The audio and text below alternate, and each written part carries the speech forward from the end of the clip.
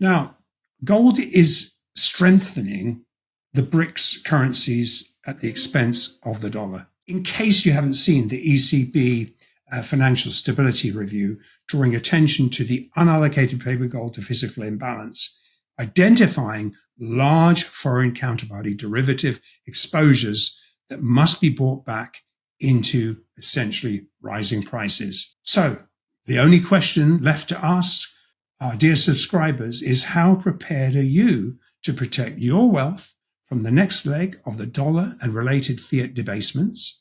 How much physical gold and silver do you own right now? Gold deliveries have remained consistently high throughout 2024, breaking the usual cycle of alternating high and low delivery months on the COMEX. In a notable shift, approximately 29,000 gold contracts were delivered in June 2025 alone, despite gold prices having doubled in recent years. This signals a growing preference for physical metal over paper exposure. British commodities trader and whistleblower AndrewMaguire claims that gold is being artificially capped near $3,350 due to options expiry and active price suppression by major banks, including Citigroup.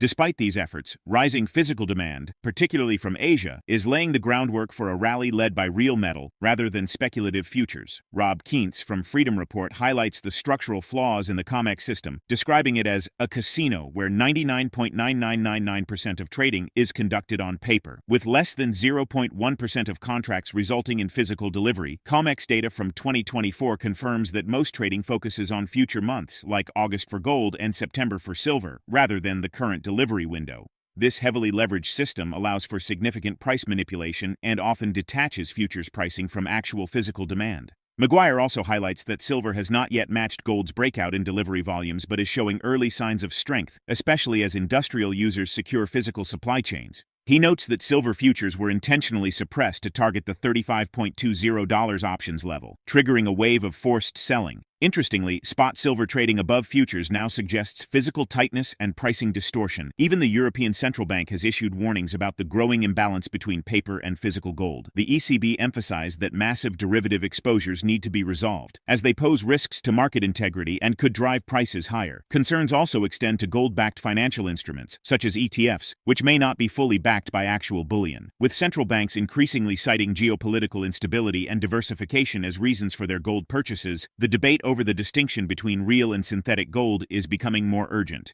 Make sure to tune in for our expert analysis. Don't miss out on future content. Hit the subscribe button and turn on notifications to stay in the loop. Your support is greatly appreciated.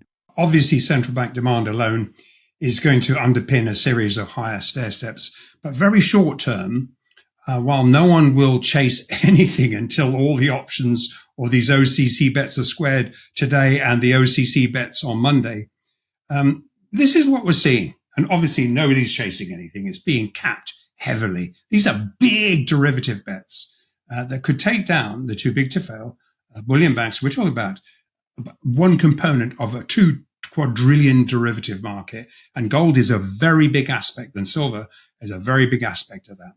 Now, the gold futures OPEX structure for today, the sweet spot is 33.50. Go figure, look at the chart. With every strong resistance, with really, really strong resistance at 3,400. So it's not going there before expiry. Hence the price capping. And as is always the case in synthetic COMEX-centric options price suppression events, no one will be chasing anything above the option sweet spot. But liquidity providers report these capping shorts are once again stealthily being alchemized, very quietly, coiling gold for a physically driven catch-up rally. Now, liquidity providers are reaffirming the strong Asian safe haven demand is definitely at odds with the usual official gold capping events, which historically, they always follow a geopolitically driven reason to buy gold. You know, every time there's a geopolitical event, gold spikes higher, immediately gets taken back down again. Why? Because it's immediate FX market intervention. They don't want people racing into gold, literally. But once that initial gaming plays out, then gold tends to rise. But by design, the rise won't be attributed to the undiluted race into safe haven physical gold. Of course not. They don't want you to see it. Spot silver demand is also evident into Eastern markets, but as we identified earlier, silver futures were flash sold through targeted long stops to exactly hit its 35.20 options sweet spot, where immediately it evidenced obvious and very large house short covering. Notably, the spot low of the day, was 10 cents higher than the futures price, which should not be happening. And what it illustrates is a mispriced market. And while Citi and all of these and those hangers on haven't publicly tried to talk silver down into the current 35.20 sweet spot, they're also reported to be behind the capping in silver futures. Spot silver is trading at a consistent premium to silver futures. That shouldn't be happening. Currently today it's 6 cents, but it's been as high as 12 cents or $600 per contract. Now, given though through the last 4 sessions, silver open interest has evidenced 9,682 or 1,500 tons rinsed out, even averaging the spot premium to futures at, say, 6 cents, that's close to $3 million of house positions that have been rinsed out by the pit managers. That's the game. This is telegraphing foreign exchange silver is being locked in, though, because the foreign exchange price is higher than the futures price. Because it's being locked in at the FX fixes to future at premiums. And it also indicates the imminently expiring July COMEX silver contract, which goes into delivery at the end of June, will be stood for delivery and will be drained of cheap, immediately accessible silver and the current open interest that remains. So the potential delivery exposure right now is a very large 6,000 tons. And while a lot of these positions will, of course, they'll be rolled into the upcoming September contract, there are only 2 sessions left to actually deliver the last 1.4 tons of June deliveries. Why the heck anyone would hang on to the last day to deliver a June delivery that should have actually been delivered at the end of May? So to sum up, basically, both of these bid-pulled efforts in gold and silver are options, OCC related, ahead of options expiry today and OCC related capping. And it's being led by Citi, stick handling official OCC bets. And while we expected a last kick at the can ahead of US Basel III compliance, all it has achieved is to secure the next higher, globally determined, higher price stair step with almost no paper speculators on board to rinse. Just to finish up, though, we have contacts on the ground and we'll be closely monitoring the upcoming 17th BRIC Summit in Rio on the 6th and the 7th of July. And we're going to provide a full update in our last episode that will be recorded on the 9th of July. So BRICS, remember, is a platform for accelerating financial multipolarity with a view to expanding the new development bank so as to bolster national currencies in intra-BRICS trade benchmarked to gold. That's the key thing. And with gold markets now being discovered in Ava, prices now being discovered in Asia, as Bloomberg draws attention to, it provides the BRICS autonomy. Gold is already being price discovered in the Eastern physically backed markets. The formalizing of the financial infrastructure to support liquid global settlement is the final piece of the puzzle, and it will be the death knell of the COMEX if it does not become Basel III compliant. We've talked about it before. Yeah, you can avoid being Basel III compliant. You can keep playing your paper game, but you've got less and less people to actually cover your exposure into. So you're in trouble. And simply what happens is you're going to influence the fixed price through your COMEX gaming, and that's going to be delivered. And then they're going to turn around on you. And what they're doing in silver right now is loading up at the back door and taking it and literally draining those vaults. So unless it becomes Basel III compliant, goodbye. Now, gold is strengthening the BRICS currencies at the expense of the dollar. In case you haven't seen the ECB Financial Stability Review, drawing attention to the unallocated paper gold to physical imbalance, identifying large foreign counterparty derivative exposures that must be brought back into essentially rising prices. So the only question left to ask our dear subscribers is, how prepared are you to protect your wealth from the next leg of the dollar and related fiat debasements?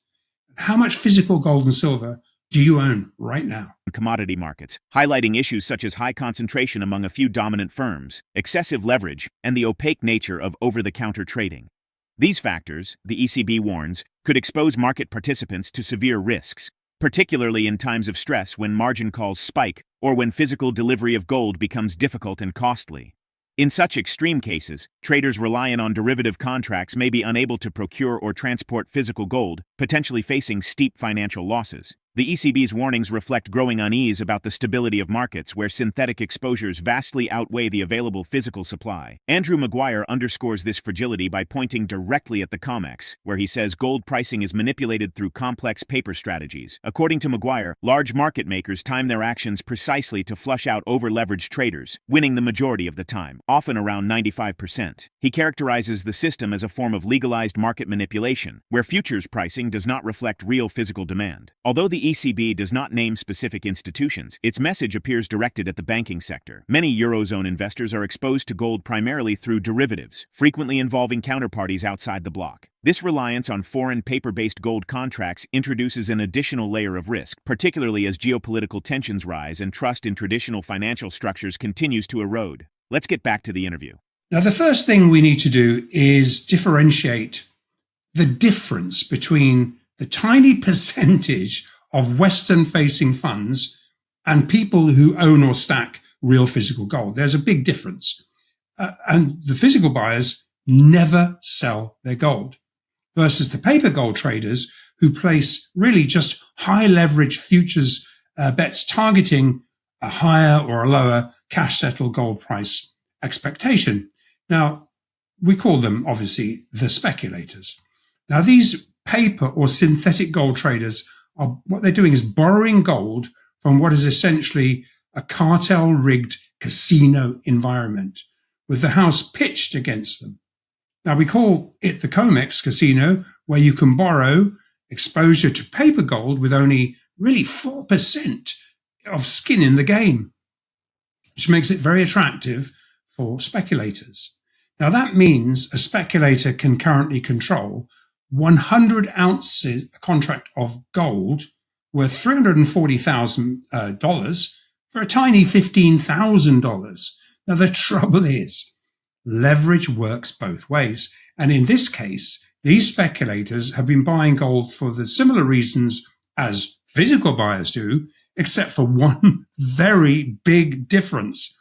Paper gold can be created out of thin air, while physical gold is limited in supply, and it's extremely sensitive to supply-demand fundamentals because physical gold is globally fungible. This is the important part. It's globally fungible. No matter where you go in the world, gold is recognized as money, and it's the same value around the world, whatever that value of that gold is each day.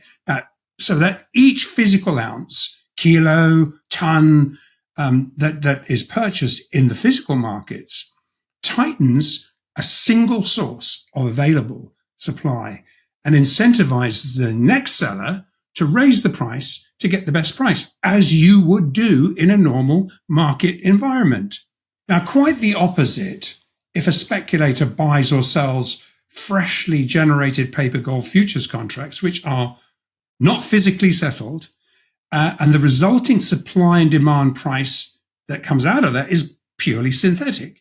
Now, while this COMEX tail wagging the 10 times larger physical dog does influence the 2 daily global gold fixes, it's only to the degree where the COMEX pit managers can actually lay off the liability into a shrinking number of siloed COMEX speculators. And as we can see, the scope of being able to do so is fast shrinking as the real global-facing physical dog begins to actually wag the speculators raters right off the COMEX tail. Now, while physical buyers are competing to exchange fiat for gold, or actually maybe just to help hedge their wealth against rapidly debasing debt-backed dollars or pounds or yens, whatever it is, and this is done into a limited global supply. Now, given the exponential pace of fiat money debasement, you just have to look, go down to the grocery market, you just have to look any chart and you will see just how many more dollars it takes to buy anything. So what the physical guys do is look at these fiat money debasements and value gold. As a consequence, value gold literally hundreds to thousands of dollars higher than is currently being offered for sale in a diluted form. And it's not that gold is actually going up. It's simply that the same ounce of gold, the ounce of gold benchmarks really the loss of purchasing power of no matter what currency you're in, the full range of rapidly debasing fiat currencies.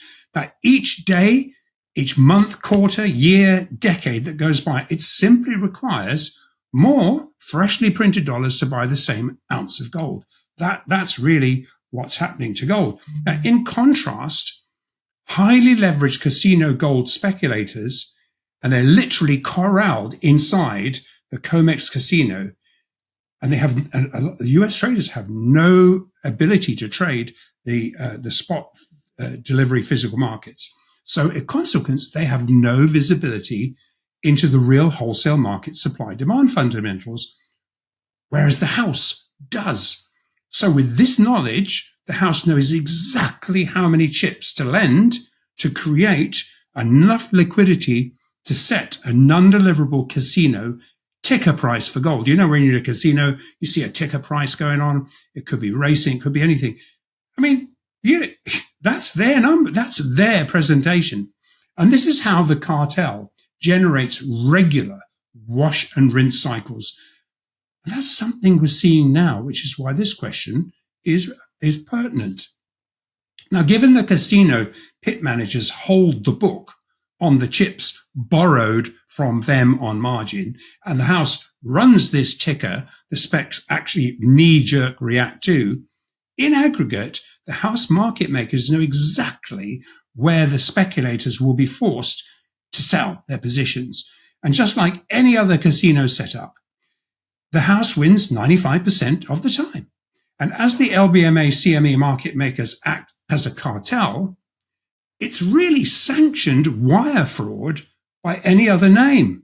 Now, while there are legitimate reasons for trading futures contracts, that could be to trade physical positions, producer or refiner hedging, these bets are not speculative and tend to be sticky in nature, and they're not to any degree asymmetrically imbalanced. That it is a legitimate hedge, meaning that these positions, which is part of the open interest, which is why you have to look at the breakdown of it, they're not leveraged and they can't be rinsed out, but they can be called on for one-to-one physical delivery at any time, which is something we see sometimes at the back door of the COMEX.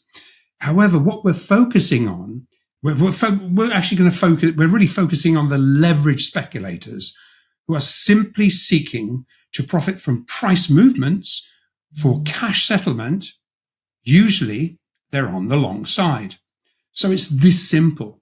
Once speculators have borrowed enough chips and the price jumped on for the right evidences the house is on the losing side of that trade, they move in. But this is the key, in unison, because they're market makers and they have a footprint in the FX spot markets, which COMEX traders can have no visibility into or are unable to trade, and they have a footprint in the COMEX. So, but in unison, they can ring the register on these borrowed positions, or as Doug rightly puts it, the exact point where speculators can be margin called by the pit managers to replay these borrowings. Under typical market conditions, most buyers of gold futures contracts have no intention of taking physical delivery of the gold. These contracts are primarily used for speculative purposes or as hedges against existing positions. As a result, traders usually exit their positions before expiration and roll them into new contracts if needed. This structure helps maintain market liquidity while avoiding the logistical complexities of actual gold delivery. Pressure is building beneath the polished surface of the global bullion trade. The divergence between paper promises and physical possession is no longer just a technicality. It's becoming a fault line that could reshape the modern finance landscape. As calls for delivery rise and institutional trust erodes, the fragility of heavily leveraged exchanges is being laid bare. With market players increasingly favoring actual metal over contracts, the foundation of price discovery itself is being challenged. Could the scramble for real gold and silver trigger a broader reckoning in global financial markets and force a long overdue reset in how value is measured and secured? Share your perspective in the comments section. If the video resonates with you, join our community by subscribing to our channel and enabling notifications with the bell icon. Thank you for being a part of our community.